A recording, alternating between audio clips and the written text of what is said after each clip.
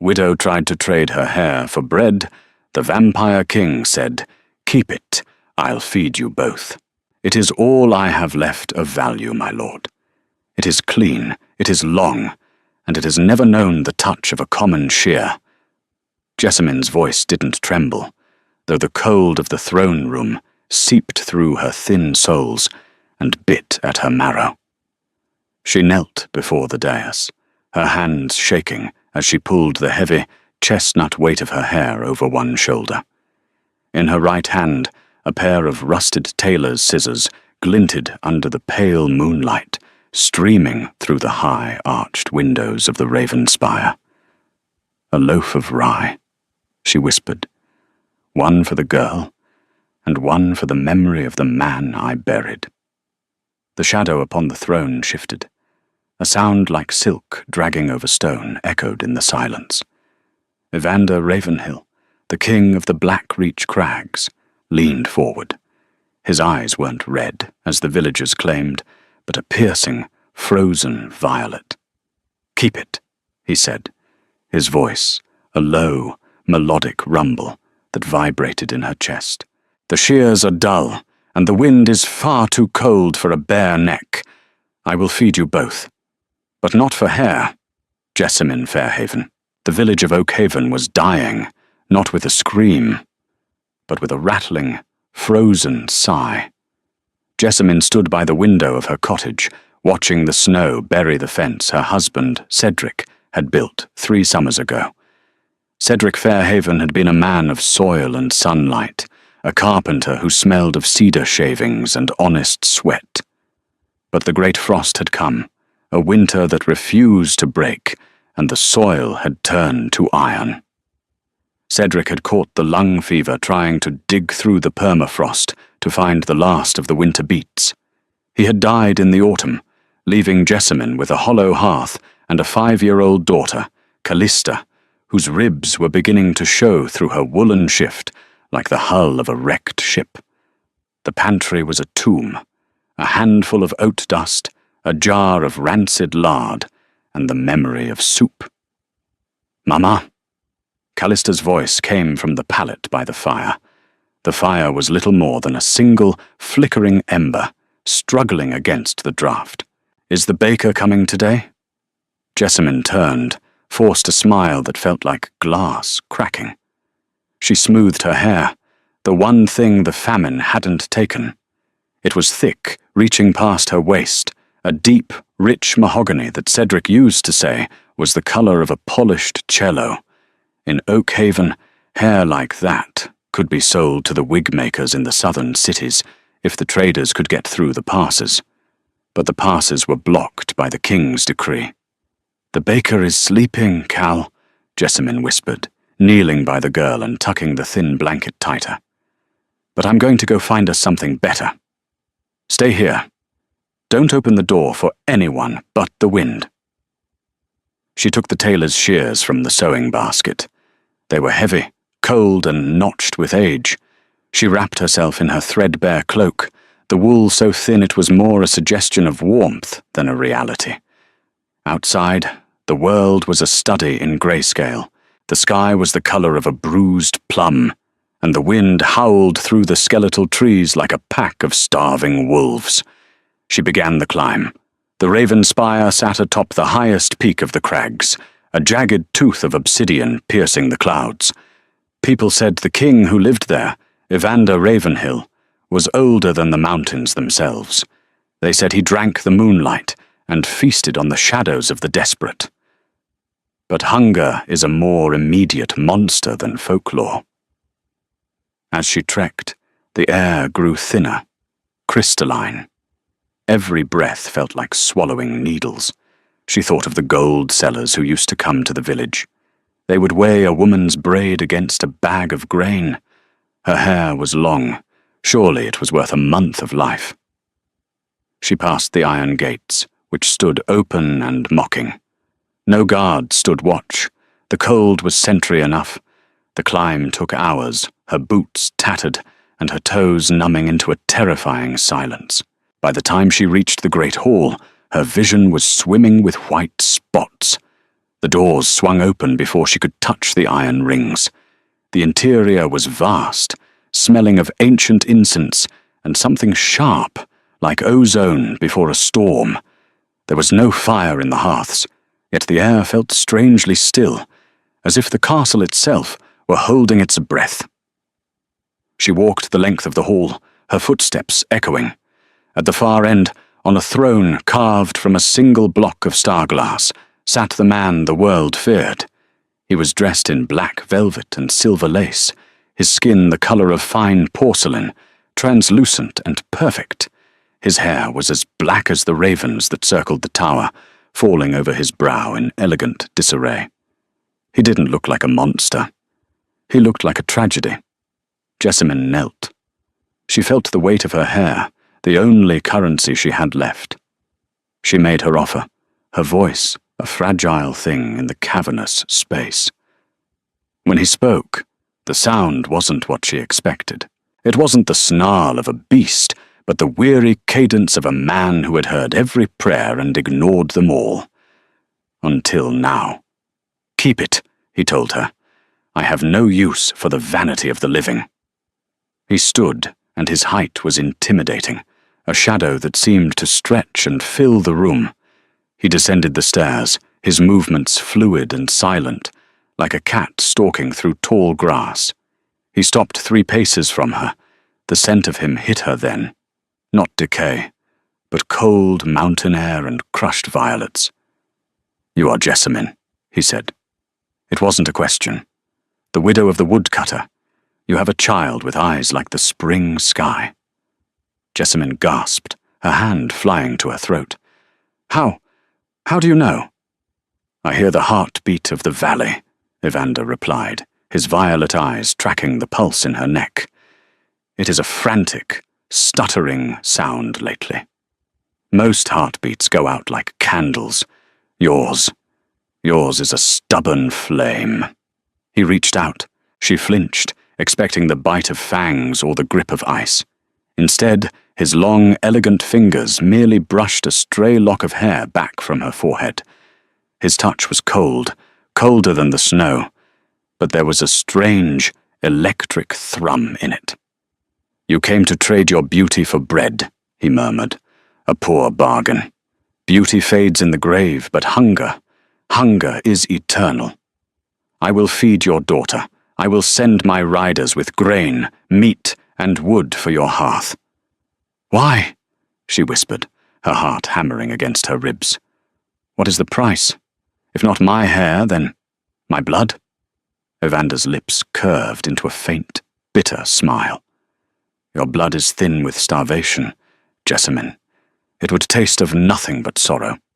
No, the price is simpler. You will stay here. You will dine with me. You will talk to me.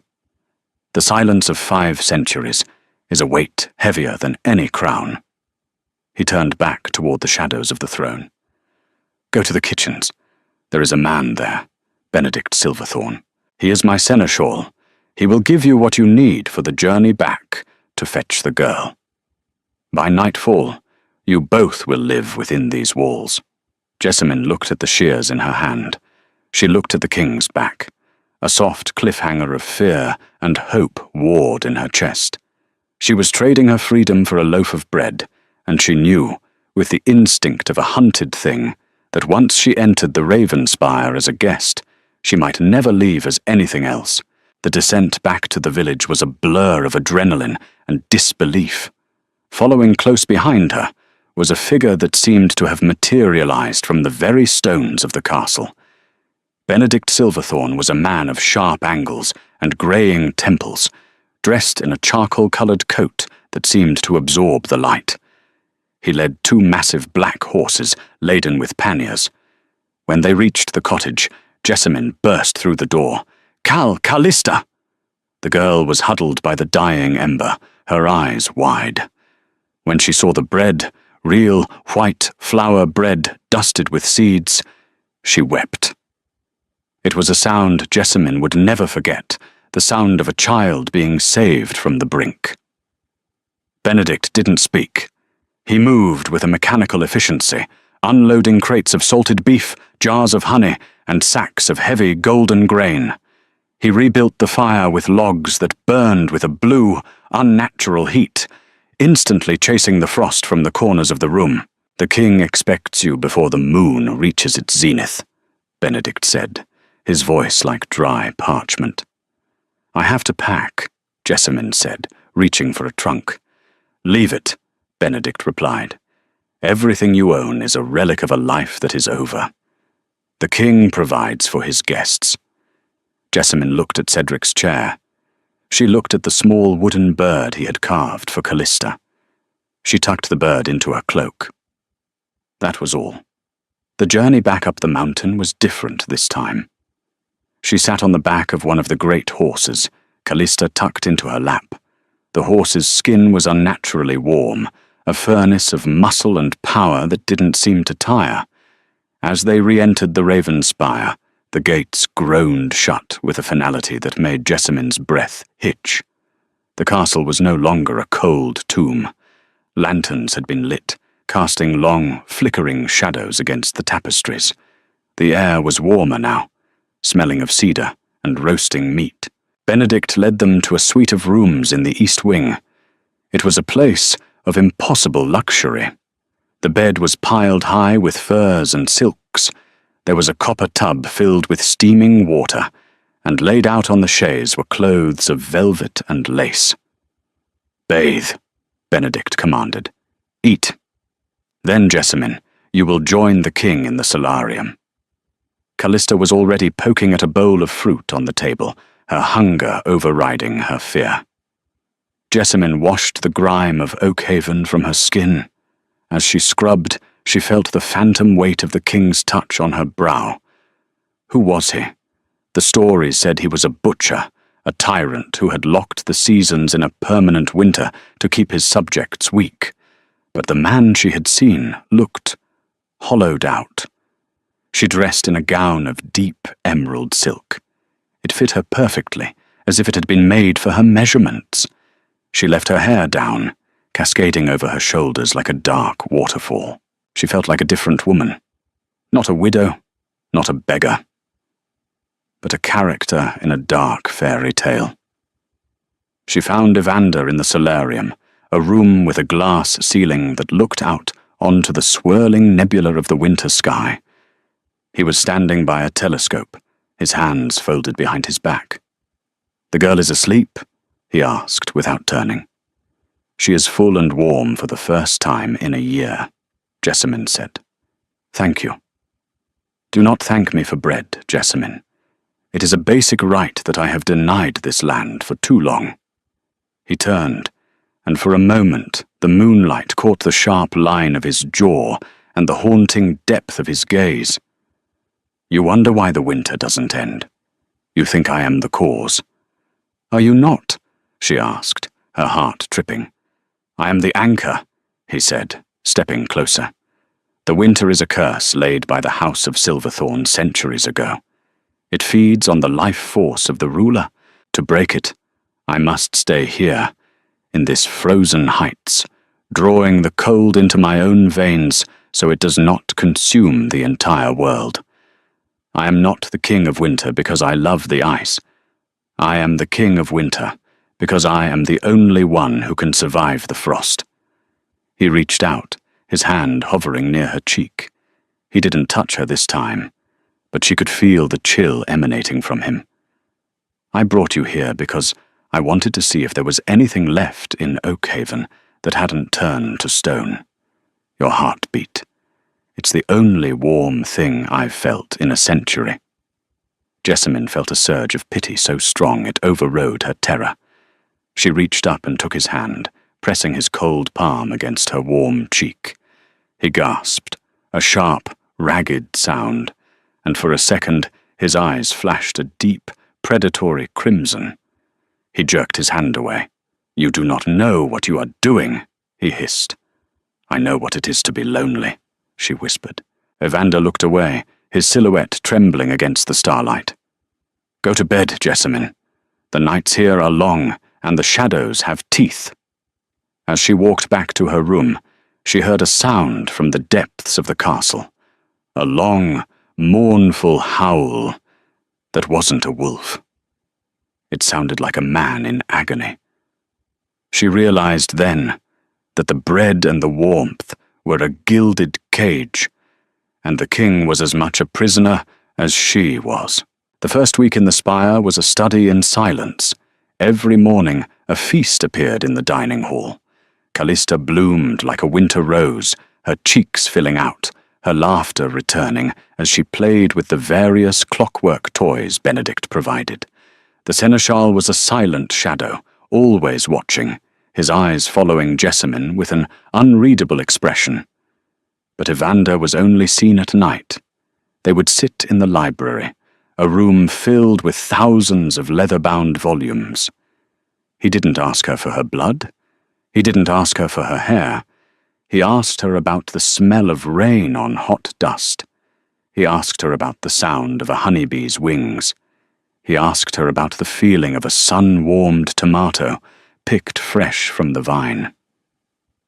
"I have forgotten the sun," he confessed one night, his voice a ghost of a sound. "The curse forbids me from leaving the heights.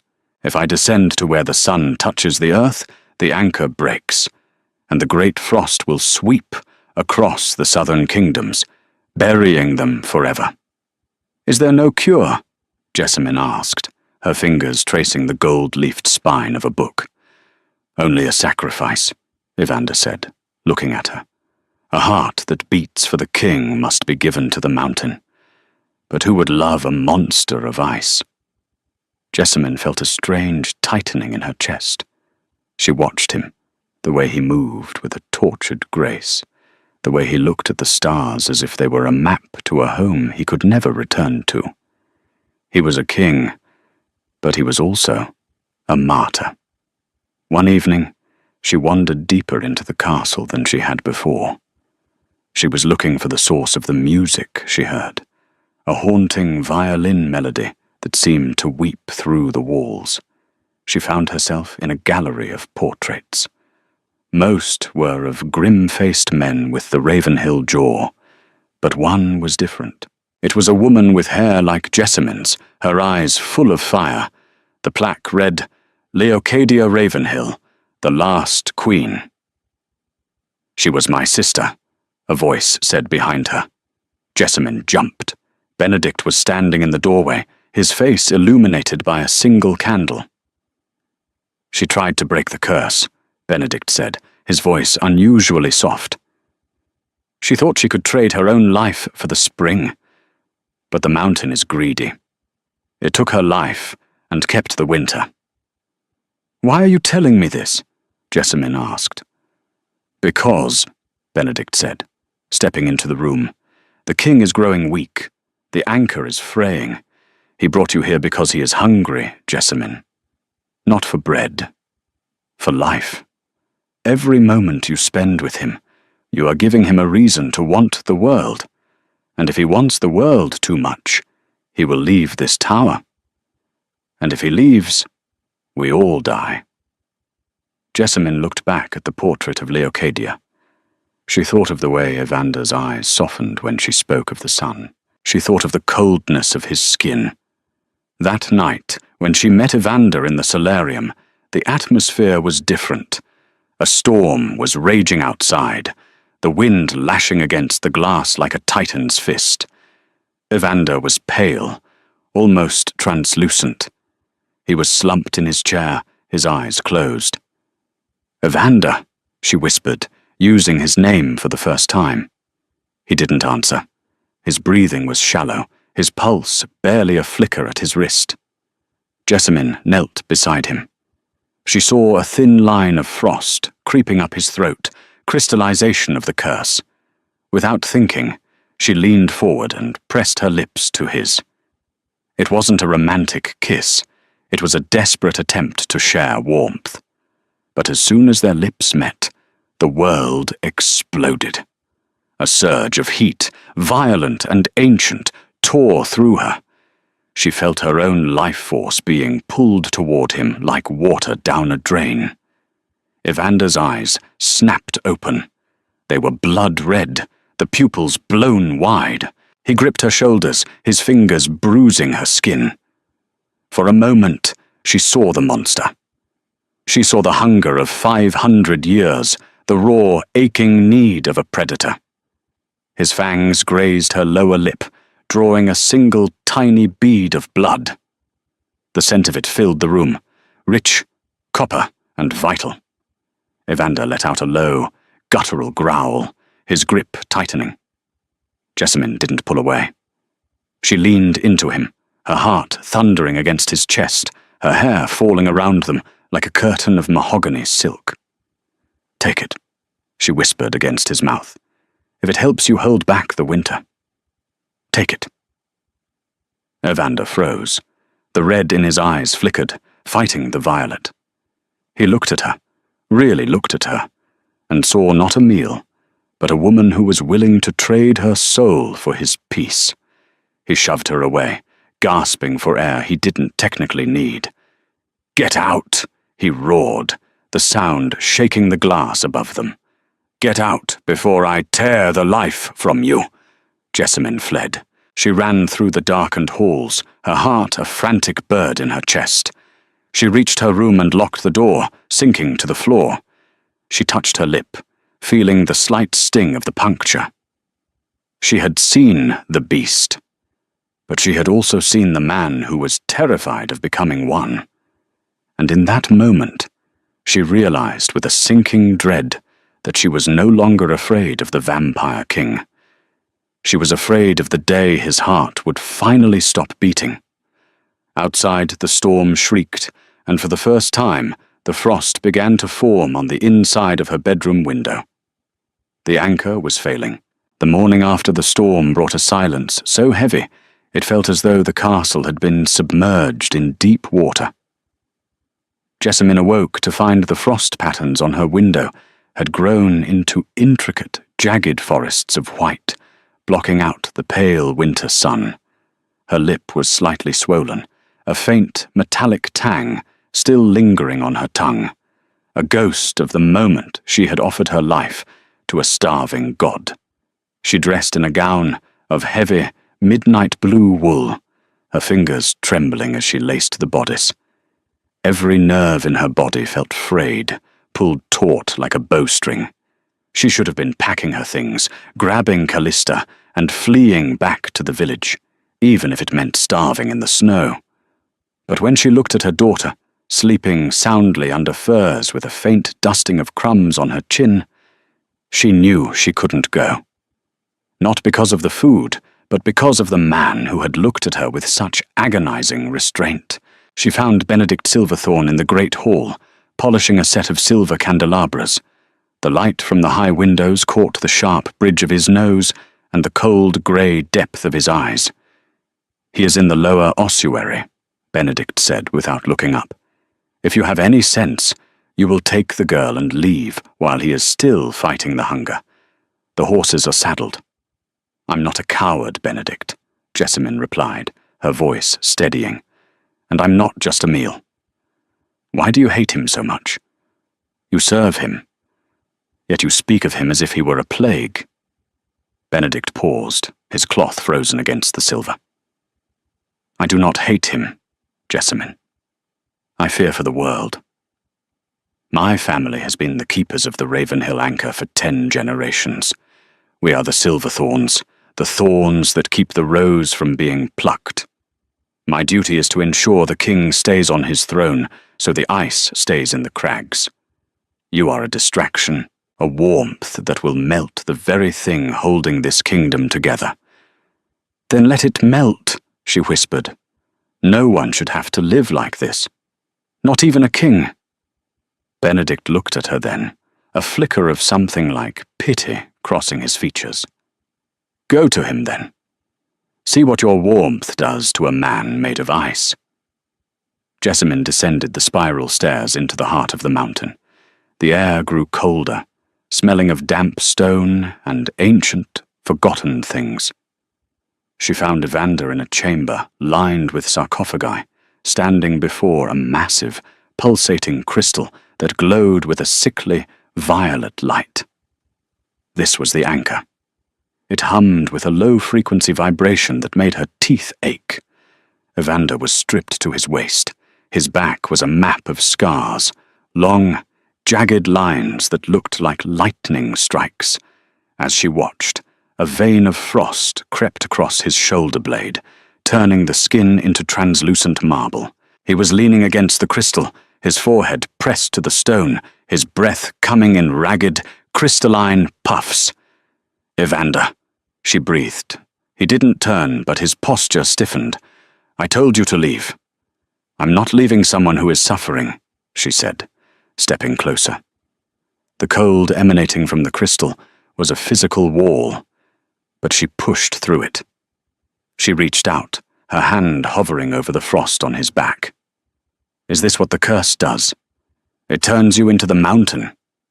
"It claims the vessel," he rasped. "The more I care for the world, the more it demands. To keep the frost at bay, I must become it. Every emotion, every desire, it weakens the hold. Last night, when I tasted your blood, I felt the spring, and for every second of spring I feel, a decade of winter is added to the debt." Jessamine didn't listen to the warnings. She pressed her palm flat against the frost on his skin. He let out a choked sound, a mix of a sob and a snarl. "Don't," he begged. "You're burning me." "Good," she said, her eyes filling with tears. "Let it burn. Let it remind you that you're still a man, not just an anchor." She moved around him, forcing him to look at her. His eyes were violet again, but they were clouded with pain. She took his frozen hands in hers and began to chafe them, trying to bring the blood back to the surface. She talked to him then, not of the sun or the rain, but of Cedric. "My husband was a good man," she said softly. "He worked until his hands bled, so I could have a ribbon for my hair. He died because he wouldn't stop trying to provide.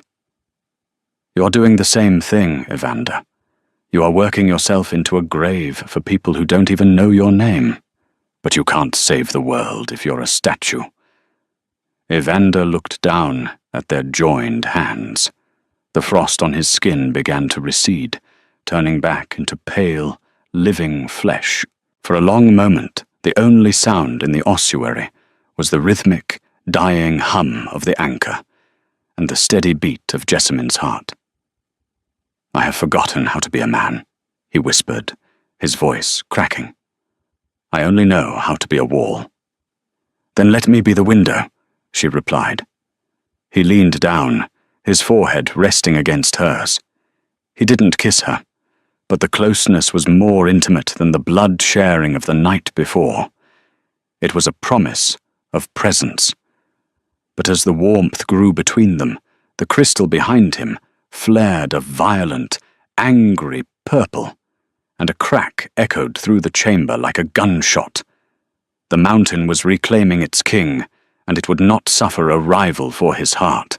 Following the incident in the ossuary, the atmosphere in the spire shifted from a cold truce to a desperate vigil. Evander had regained his strength, but the crack in the anchor remained, a jagged reminder that the balance was precarious. To keep Jessamine away from the dangerous lower levels, Evander led her to a part of the castle even Benedict rarely visited. It was a conservatory perched on a precarious ledge of the spire, encased in thick, reinforced glass. "My mother's garden," Evander said, opening the heavy brass doors. Jessamine gasped. It wasn't a garden of dirt and leaves. It was a masterpiece of alchemy and art. Thousands of flowers made of blown glass filled the space, roses of ruby, lilies of pearl, and vines of emerald that wound around silver trellises. They didn't grow, but they caught the light of the moon and refracted it into 1,000 dancing rainbows.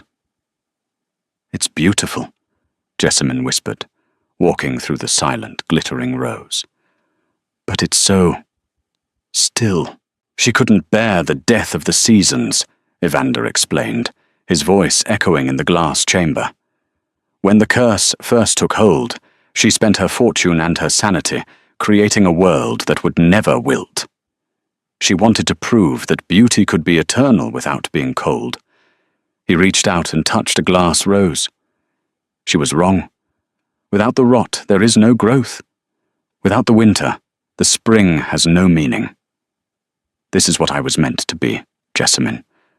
A glass rose. Beautiful, unchanging, and utterly hollow. Jessamine stopped before a fountain where the water had been frozen into a permanent cascade of ice. She looked at her reflection in the glass walls, a woman in a velvet gown, her hair long and wild, her eyes full of a fire she hadn't known she possessed. "You aren't hollow," she said, turning to him. "Hollow things don't fight the way you do. Hollow things don't protect little girls from the dark." She took a small object from the pocket of her gown. It was the wooden bird Cedric had carved. She placed it on a glass pedestal between two crystal lilies. The rough-hewn cedar looked out of place among the perfection, but it pulsed with the warmth of the hands that had shaped it. "This is real," she said. "It will eventually crumble into dust. It will rot and disappear. But it means more than all the glass in this room, because it was made with love, not fear." Evander looked at the wooden bird, then back at Jessamine. The distance between them seemed to shrink, the air thick with the scent of ozone and the faint, sweet smell of the cedar. "I am beginning to fear that love is the more dangerous curse," he murmured. They spent hours in the garden, talking of things that had nothing to do with kingdoms. He told her of his youth before the anchor, of riding horses across the high plains, and the taste of summer wine. She told him of the first time she saw Callista's face, and the way the village used to celebrate the solstice with bonfires and song. As they talked, the glass flowers seemed to vibrate. The warmth of their conversation, the sheer vitality of their connection, was reacting with the magic of the room. A soft chime filled the air, like 1,000 tiny bells, but the moment was shattered by a scream from the direction of the east wing. "Callista!" Jessamine cried, already running. They found the girl in the hallway, huddled against a tapestry, but she wasn't alone. A shadow, darker than the night, was coiling around her feet. It was a manifestation of the curse, a frost wraith born from the crack in the anchor. It looked like a tattered cloak made of snow and malice. Evander moved with a speed that defied the eye. He stepped between the girl and the shadow, his hand bursting into a pale violet flame. He struck the wraith, and it shrieked, a sound that made the glass in the nearby windows shatter. The wraith dissipated, but the damage was done. The hallway was coated in a layer of black ice that felt like it was drinking the light. Evander turned to Jessamine, his face a mask of fury and fear. "It's finding her. The mountain knows I have found something I value more than the ice. It is targeting the child to bring me back to heal." Jessamine scooped Callista into her arms, the girl sobbing into her neck. "Then we have to leave. We have to go now." "You can't," Evander said, his voice dropping to a low, haunted register. "If you leave the spire now, the wraiths will follow you into the valley. They will hunt you across the snow. The only place you are safe is within the circle of the anchor, but the anchor is breaking because of me." He looked at the black ice on the walls, then at the woman he was beginning to love. "I have to go to the summit. I have to offer the mountain a greater price than my silence." "No," Jessamine said, grabbing his arm. "Don't go alone." "I have no choice," he said, gently unbinding her fingers. "Stay with Benedict. He knows the wards. If I don't return by dawn, the winter is yours." The hours following Evander's departure for the summit were a descent into a private purgatory. Jessamine sat in the library, Callista asleep in her lap, while Benedict paced the room, his hands moving in complex patterns as he reinforced the silver wards on the doors. The castle groaned, the very stones screaming as the mountain's fury intensified.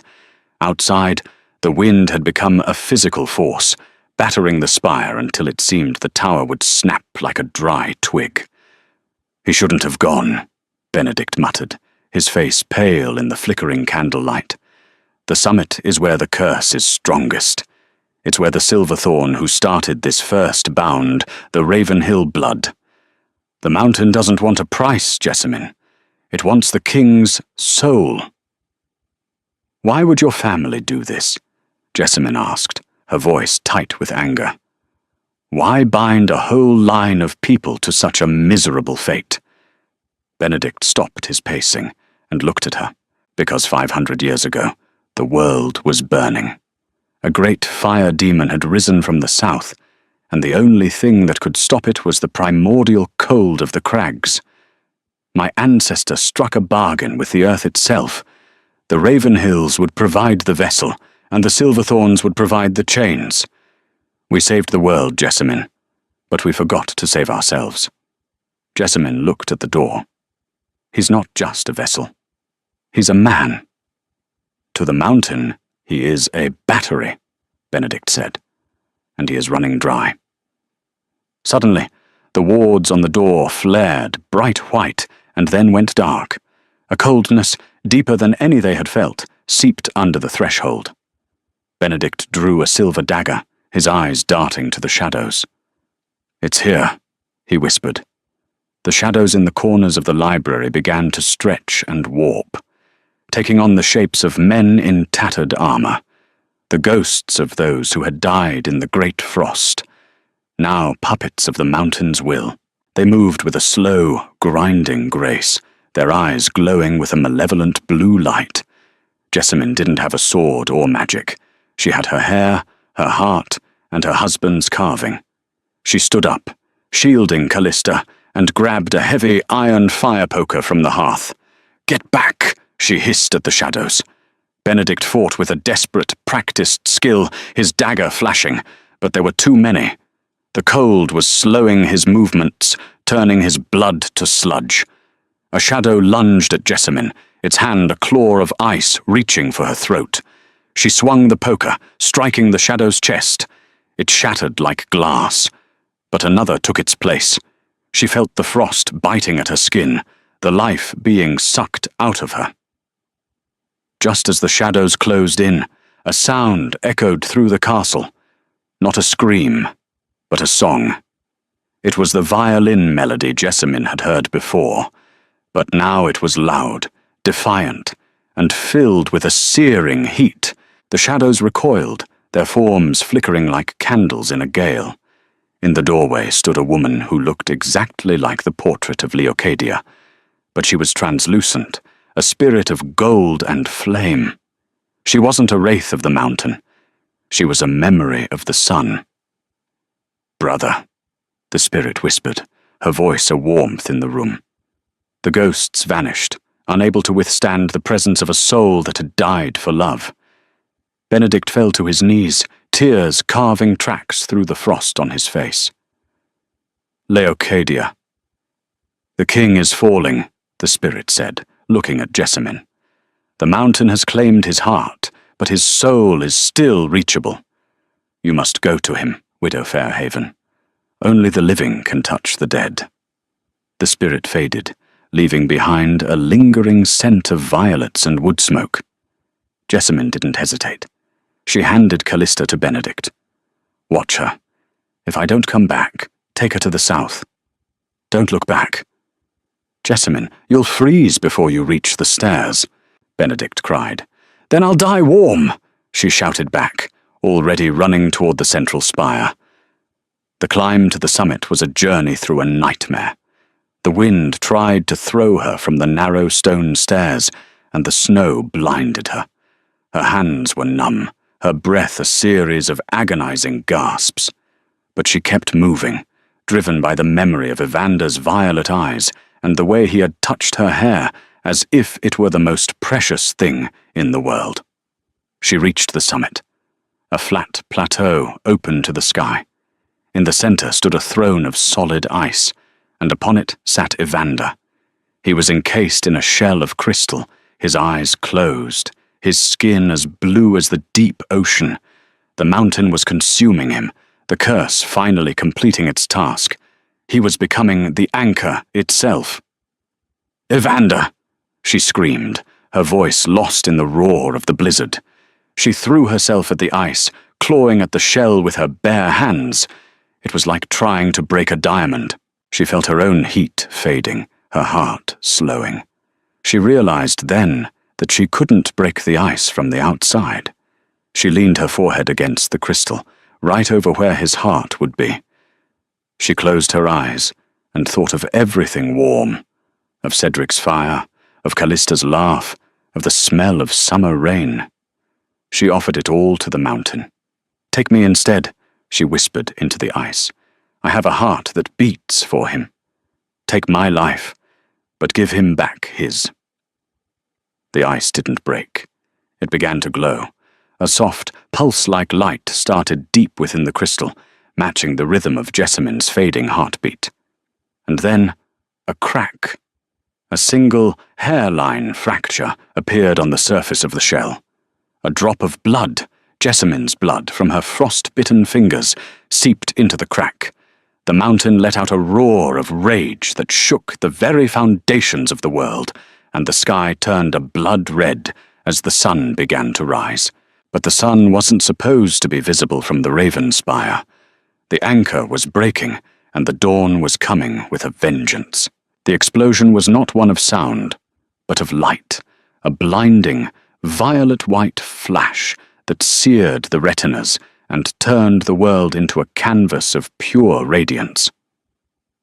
When the roar of the mountain finally died away, replaced by a ringing silence that felt like falling, Jessamyn found herself lying on the jagged stone of the summit. The air, once sharp enough to shatter bone, was suddenly soft. It smelled of damp earth and something impossible. Wet moss. She blinked away the spots in her vision. The ice throne was gone. In its place was a heap of shimmering, salt-like crystals that were already beginning to weep into the cracks of the rock. "Evander," she whispered, her voice a dry rasp. A few feet away, a figure lay huddled on the ground. He was no longer encased in crystal, but he was as still as a fallen statue. Jessamyn crawled toward him, her hands scraped raw, her fingernails bleeding from her attempt to claw through the ice. She reached him and rolled him onto his back. His skin was no longer the translucent blue of the deep glacier. It was pale, yes, but there was a faint, subterranean flush of pink returning to his cheeks. His chest moved, a slow, hitching rise and fall. He was breathing. "Evander, look at me," she pleaded, cradling his head in her lap. His eyes fluttered open. The violet was still there, but the predatory red had vanished entirely, replaced by a clarity so deep it was like looking into a twilight sky. He looked at her, and then he looked past her, at the horizon. The sun had broken the line of the crags. It wasn't the pale, sickly orb they had seen for centuries, but a gold-fire giant that turned the snow into a field of diamonds. For the first time in 500 years, the sun touched the Raven Spire without being filtered through a veil of frost. Evander let out a sound, a choked, rattling laugh that turned into a cough. He reached up, his fingers trembling, and touched Jessamyn's cheek. His hand was warm, not the burning heat of a fever, but the steady, comforting warmth of a living man. "The anchor," he whispered. "It's gone. You're free," she said, tears splashing onto his forehead. "No," he murmured, his gaze locking onto hers with an intensity that made her heart skip. "I am not free. I am finally home." But the mountain was not finished with its tantrums. Below them, the Raven Spire groaned. Without the anchor to stabilize the ancient magics, the very foundations of the castle were shifting. A crack appeared in the plateau, snaking toward them like a lightning bolt. "We have to move," Jessamyn said, trying to hoist him up. Evander struggled to his feet, leaning heavily on her. His immortality was draining away, leaving behind the weight of 5 centuries of exhaustion. As they moved toward the stairs, a shadow loomed over them. It was Benedict, his face pale and his silver dagger sheathed. "The lower levels are flooding," Benedict said, his voice stripped of its usual frost. "The ice is melting all at once. If we don't reach the inner sanctum, the tower will collapse before the valley can even see the spring." He looked at Evander, really looked at his king, and for the first time, Benedict bowed. It wasn't the bow of a servant to a master, but of a man to his brother. "The debt is paid, Evander. My family. We are done." "Then help me save the only thing that matters," Evander said, nodding toward the direction of the east wing, where Callista waited. They descended the stairs as the world around them began to weep. Every statue, every pillar, every wall of ice was turning to water. The great frost was ending, but it was ending in a deluge that threatened to wash away everything they had built. The descent through the melting castle was a journey through a dying world. Cascades of water poured from the ceilings, and the air was thick with the scent of ancient dust being washed away. They reached the library just as the black ice on the walls began to liquefy into a foul, dark sludge. Callista was standing on a table, her eyes wide with terror as the water swirled around the legs. Benedict scooped her up, his movements fluid despite the chaos. "The horses!" Jessamine shouted over the roar of a nearby collapse. "They are gone," Benedict replied. "They were creatures of the frost. They vanished when the sun hit the gates." "Then we walk," Evander said. He stood straighter now, his jaw set. The transition from vampire king to mortal man was agonizing. She could see the way his muscles bunched, the way his heartbeat pounded visibly in his neck, but the iron in his spirit remained. They fought their way to the great gates. Outside, the view was transformative. The village of Oakhaven, once a white tomb, was emerging from the drifts. The snow was retreating in great, steaming waves. Patches of brown earth were appearing like islands in a receding sea. As they stepped onto the mountain path, the warmth hit them. It was a physical weight, the humid, heavy embrace of a spring that had been delayed for half a millennium. Evander stumbled, his knees buckling. Jessamine caught him, her arms wrapping around his waist. He looked out at the valley, his eyes filled with a terrifying wonder. "It's so loud," he whispered. He was right. The silence of the winter had been replaced by the roar of 1,000 new streams, the cracking of icebound trees, and the distant muffled cheers of people who had forgotten what it felt like to be warm. They made their way down the treacherous path, no longer protected by the king's magic. Every step was a struggle of flesh and bone. Jessamine's boots were ruined, her feet cut by the stones, but she felt a lightness in her chest that surpassed any pain. She looked at Evander. His hair was damp with sweat and meltwater, his velvet coat stained with mud. He looked human. He looked real. Halfway down, they stopped by a small grove of trees that had been frozen for generations. As they watched, a single tiny bud on a willow branch swelled and burst, revealing a sliver of bright neon green. Evander reached out and touched it with the tip of his finger. He began to weep. It wasn't the silent, dignified weeping of a king, but the heaving, messy sobs of a man who had been holding his breath for 500 years. "I didn't think I'd ever see it," he choked out. "I didn't think it was real anymore." Jessamine pulled him close, her hair falling over them both like a cloak. "It's real, Evander, and it's yours. You gave them this." "We gave them this," he corrected, looking at her through his tears. But as the sun reached its zenith, a final shadow fell over them. A group of villagers from Oakhaven were climbing the path, led by a man Jessamine recognized. The village elder, a man who had lost 3 sons to the frost. They carried pitchforks and rusted swords.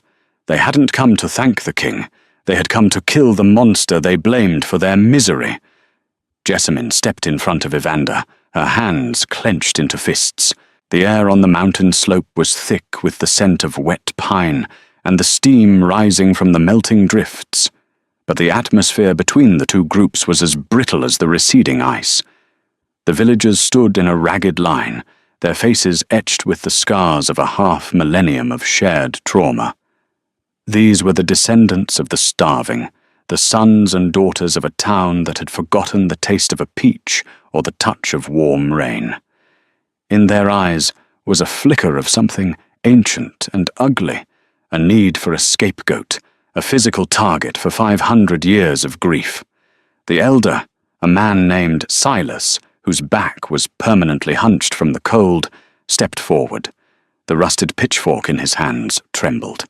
"He has no power here," Silas wheezed, his breath no longer a white cloud, but a clear, gasping labour. "The frost is gone. The beast is weak. We finish it today." Jessamine's voice rang out, sharp as a whip crack against the stone. "Look at him, Silas. Look at the beast you fear." She moved slightly aside, exposing Evander. He was leaning heavily against a jagged rock, his breath shallow, his skin glistening with honest, human sweat. The violet glow in his eyes had dimmed to a soft, soulful hue. He looked vulnerable, frighteningly so. "You speak of 500 years of winter," Jessamine cried, her voice echoing down the valley. "But he spent those 500 years in a cage of his own making. He drank the frost so it wouldn't swallow your homes. He lived as a monster so you could live as men. If you kill him now, you kill the only heart that was brave enough to stay in the dark for you." A murmur rippled through the villagers. A young man at the back, his hands raw from the winter's bite, lowered his axe. "Look at the water," the lad whispered. It's running clear. The black ice is gone." Benedict stepped forward then, his presence like a pillar of granite. He didn't draw his weapon, but his aura demanded attention. "I am Benedict Silverthorn. My blood provided the chains. His blood provided the life. The debt of the Raven Hills is paid in full. If you spill one drop of his blood today, you spill the blood that bought your spring. Is that how Oakhaven begins its new age? With murder?" Silas looked at the rushing streams, then at the green bud on the willow branch that was now shivering in the first warm breeze the valley had known in centuries. The fury in his eyes slowly dissolved into a profound, hollow exhaustion. He let the pitchfork clatter to the stones. "Let them pass," Silas whispered, his voice breaking. The villagers parted, a corridor of silent, awe-struck people. As Jessamine led Evander through them, the silence was heavy, but it was no longer hostile. It was the silence of a people realizing they were finally, truly, allowed to breathe. The journey to the cottage took hours. The world was changing as they walked. The snow retreated before them like a shamed ghost, revealing the brown, sleeping earth beneath. By the time they reached the small, lopsided home where Cedric had once lived, the air was almost balmy. The cottage was a wreck. The thatch was sodden, and the garden fence was a heap of rotting wood. But as Jessamine pushed open the door, a shaft of real, golden sunlight pierced through a hole in the roof, illuminating the dust motes dancing in the air. "It isn't a palace," Jessamine said, her voice small as she helped Evander into Cedric's old wooden armchair. Evander sat back, his head thumping against the high wooden rest. He closed his eyes, his chest rising in a deep, rhythmic sigh. "It is perfect," he murmured. "It smells of wood smoke and... you." Benedict stayed only long enough to help them clear the worst of the debris. He looked at the horizon, where the sun was beginning to set in a riot of orange and purple. "The world will come knocking soon," he said, looking at Evander. "The southern kingdoms will want to know why the winter broke. But for tonight, you are dead to them." With a final, stiff bow, Benedict took Callista by the hand to the small loft above. "I will watch the girl. Sleep, my lord. Sleep, Jessamine." Left alone in the dimming light of the hearth, Jessamine knelt before Evander. She took his hands in hers. They were calloused, warm, and mortal. The transition was clearly taking its toll. He looked as though he might sleep for a decade. "I thought I would hate the sun," Evander whispered, his eyes opening a sliver to find her face. "I thought its touch would burn me to ash." And now, he reached out, his fingers tracing the line of her mahogany hair, lingering on the weight of it. "It only burns because of how much I want to stay in it. With you." Jessamine leaned forward, resting her forehead against his knee. The memory of Cedric was there, a soft, foundational stone in her heart, but it didn't block the light. She had buried her husband in the frost. She would love Evander in the spring. "The village will talk," she said softly. "They will call us cursed, or blessed, or both." "Let them talk," Evander replied, his voice thick with the onset of a restorative slumber. "I have spent 5 centuries listening to the wind. I would rather listen to the sound of your breath for the next 50. The fire in the hearth crackled, a real fire, fed by the dry cedar Jessamine had scavenged. It cast a warm, flickering glow across the room, chasing the last of the shadows into the corners. Outside, the night wasn't a frozen terror, but a soft, velvet embrace. The roar of the meltwater was a lullaby, a promise that the earth was waking up. As Evander's grip on her hand loosened into the heavy stillness of sleep, Jessamine felt a sense of peace that surpassed all understanding. She had gone to the mountain to trade her hair for bread, but she had come back with a life that defied both crown and curse. She leaned up and pressed a kiss to his brow. "Rest, my king," she whispered. "The dawn is coming." The Raven Spire remains a jagged silhouette against the sky, a monument to a time when silence ruled the crags. But the gates stay open, and the halls are no longer filled with shadows, but with the echoes of the wind.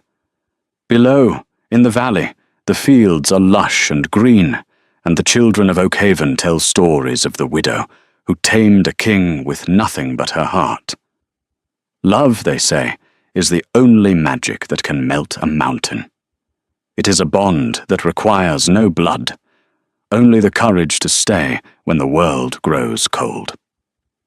Together, Jessamine and Evander built a life, not out of velvet and lace, but out of soil and sunshine, a testament to the fact that even the longest winter must eventually surrender to the light.